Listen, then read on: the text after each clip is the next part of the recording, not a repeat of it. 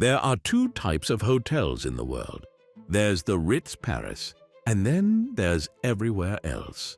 This isn't hyperbole, it's history. Therefore, when French dignitaries needed a secure location for their most sensitive diplomatic meetings, they didn't choose a government building. They chose Suite 201. And when Coco Chanel decided to reinvent fashion, she didn't buy a mansion. She moved into this hotel for 34 years. Believe it or not, the Imperial Suite stands as an official national monument, protected by the same laws that guard the Palace of Versailles, and every detail tells a story of unmatched opulence. In today's episode, we'll take you on a grand tour through this lavish pit stop for the uber-wealthy, for the Ritz Paris represents more than the pinnacle of luxury. It represents its very invention. When someone tells you a hotel is expensive, they probably mean $1,000 a night. When someone tells you the Ritz Paris is expensive, they mean $20,000 for their cheapest suite. This isn't just a hotel, it's the place where luxury itself was invented. Indeed, in 1898, this building changed how the entire world thought about hotels. You see, before the Ritz, even the wealthiest people on Earth didn't expect private bathrooms in their rooms. They didn't expect electricity on every floor. In fact, the Ritz Paris was the first hotel in history to offer these now basic amenities. Think about that. This place was so ahead of its time, it literally created what we now consider a modern hotel room. Furthermore, the true power of the Ritz lies in who calls it home. Coco Chanel lived here for over 30 years in a suite worth more than most mansions. Ernest Hemingway allegedly liberated the bar during World War II with a group of resistance fighters. And when the Nazis took Paris, they moved their entire high command into these very halls. The Imperial Suite, costing more than a house in most cities, holds a distinction unique among hotel rooms. The French government designated it as an official national monument. Its 18th century paneling and historic details receive the same protection as the Palace of Versailles.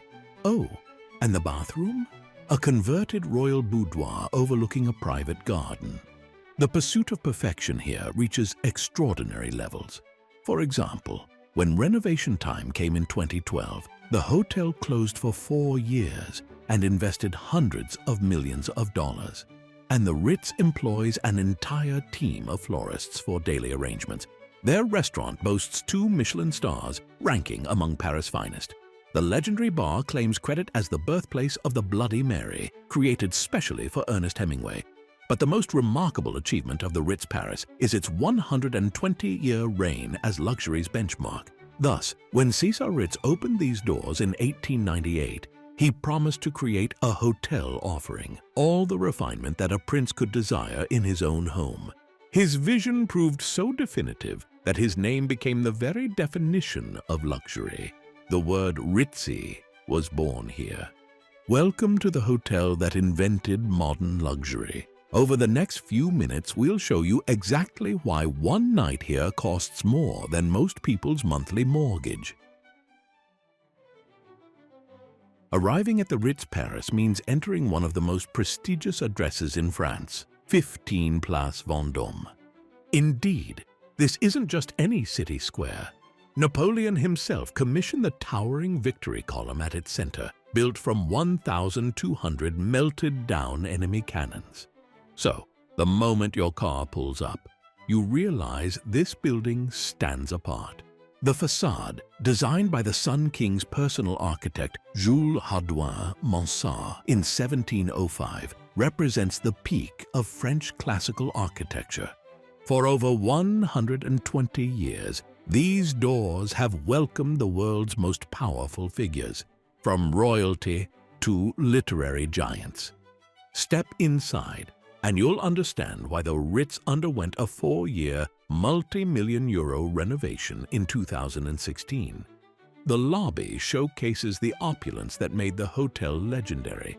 Gleaming chandeliers, gilded details, and fresh flowers arranged daily by a dedicated team of in-house florists who maintain the hotel's exacting standards.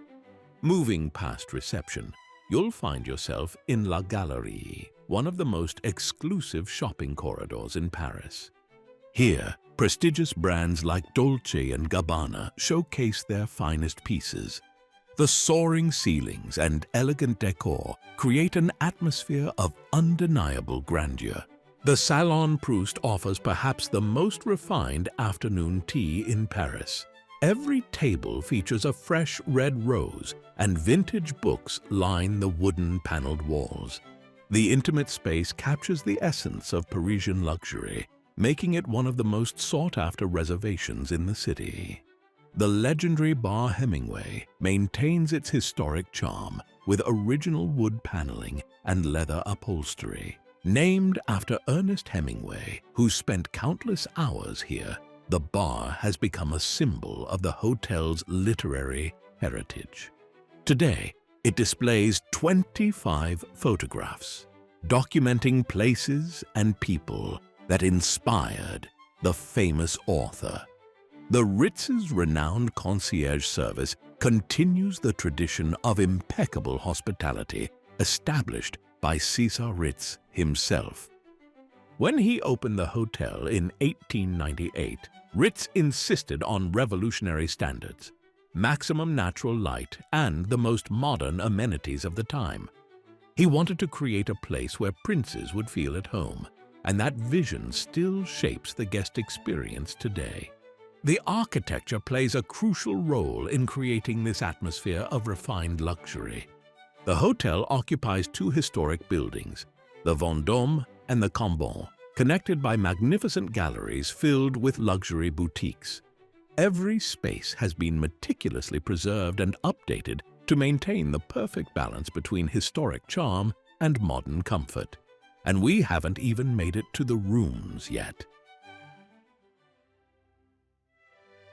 Now, the Ritz Paris offers 142 rooms and suites, but let's focus on what makes them extraordinary, starting with their most legendary suite, the Imperial.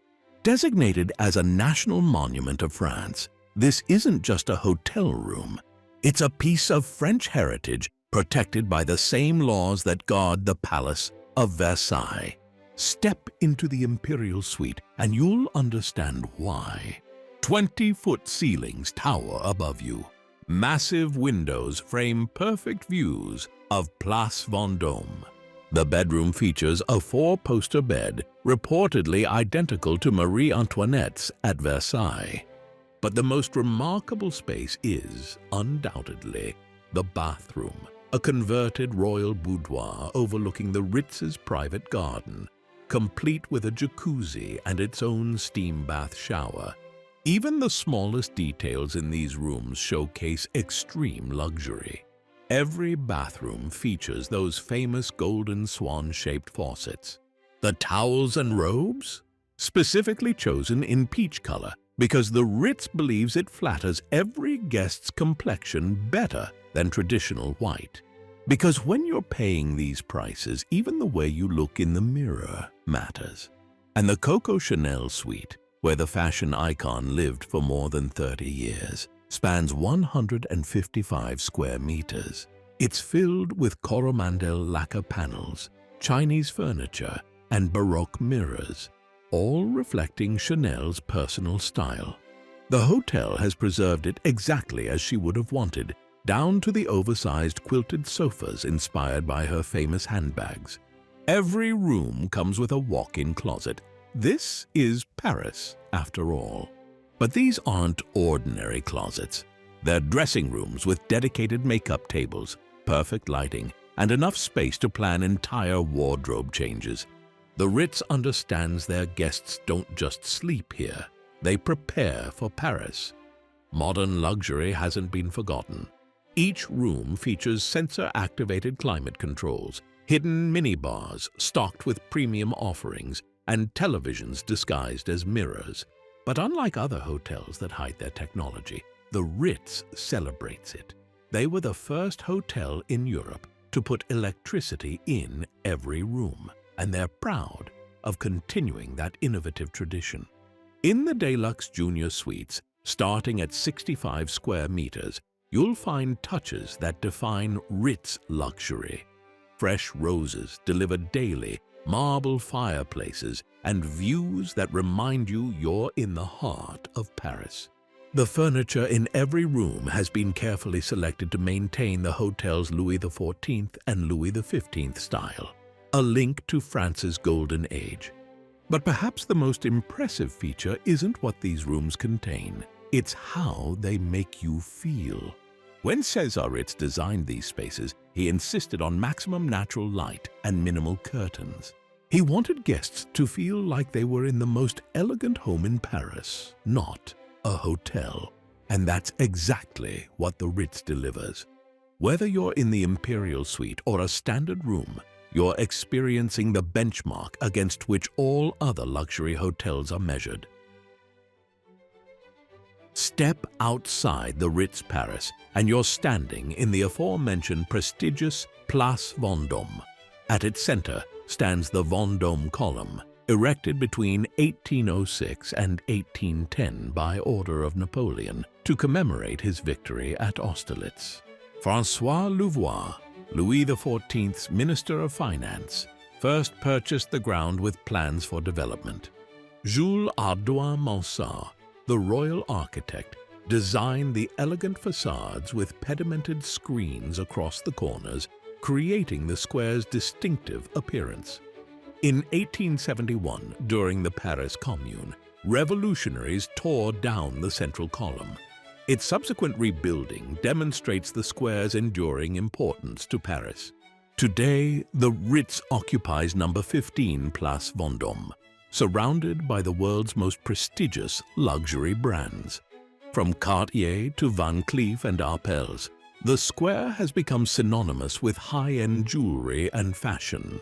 This is the neighborhood where Coco Chanel spent 34 years of her life, watching Paris evolve from her windows at the Ritz. The hotel's location in the first arrondissement places you perfectly for exploring Paris's cultural treasures.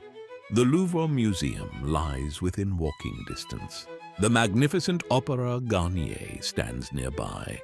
The famous boutiques of Rue du Faubourg Saint-Honoré are easily accessible.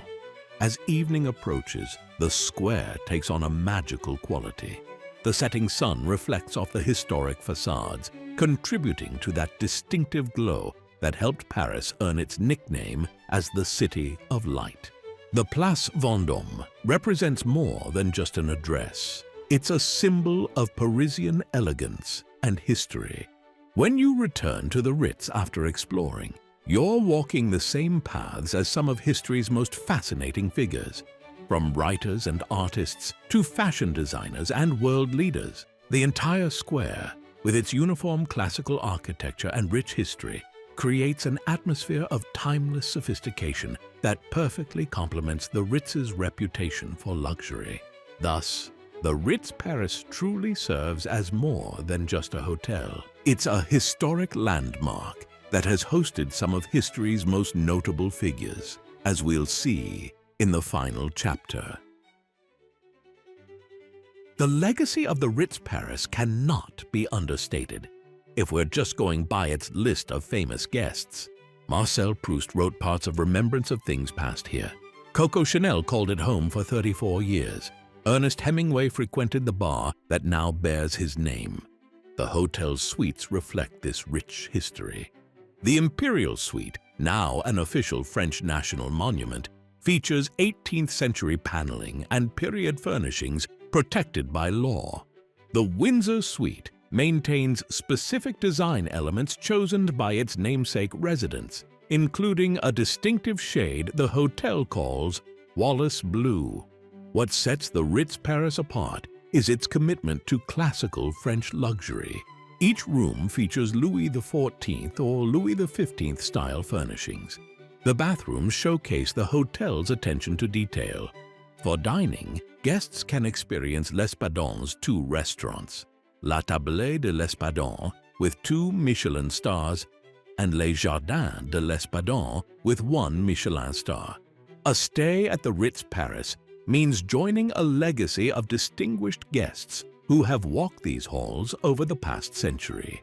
It's for those who understand that true luxury isn't just about comfort or service. It's about experiencing something that can't be replicated anywhere else in the world.